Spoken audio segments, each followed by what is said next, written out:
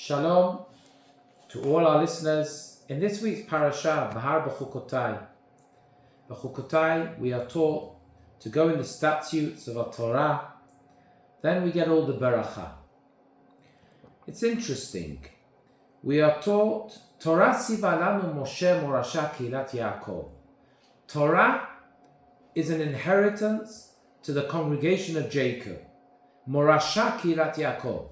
An inheritance means it's going to carry on. It's an eternal inheritance from generation to generation.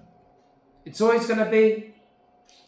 On the other hand, we find in Pirkei Avot, a Chachamim teaches, Hatken atzmacha lilmod Torah. A person should prepare to learn Torah, she'en Yerusha, because there's no inheritance in Torah. How do we reconcile these two things? On the one hand, Morasha Kilat Yaakov, it's an inheritance to the tribe of Israel, congregation of Jacob.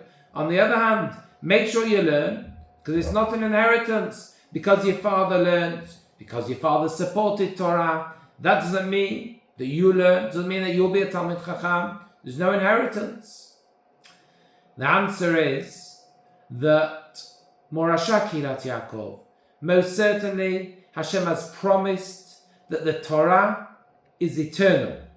It will always be.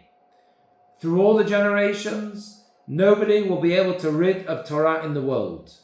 It's an inheritance that Hashem gave to the Jewish people that will always be.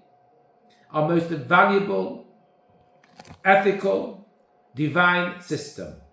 However, the inheritance is a promise to the congregation of Jacob, to our nation. However, who will be the links in the chain? Who will be those that are able to pass it on? Who will be those that have a portion and those that are there to be able to grasp a part in this eternal link? That's up to the individual. Of that, there's no inheritance. Make sure you learn Torah, support Torah, have a connection to Torah, because that your father did does not give you that natural continuation.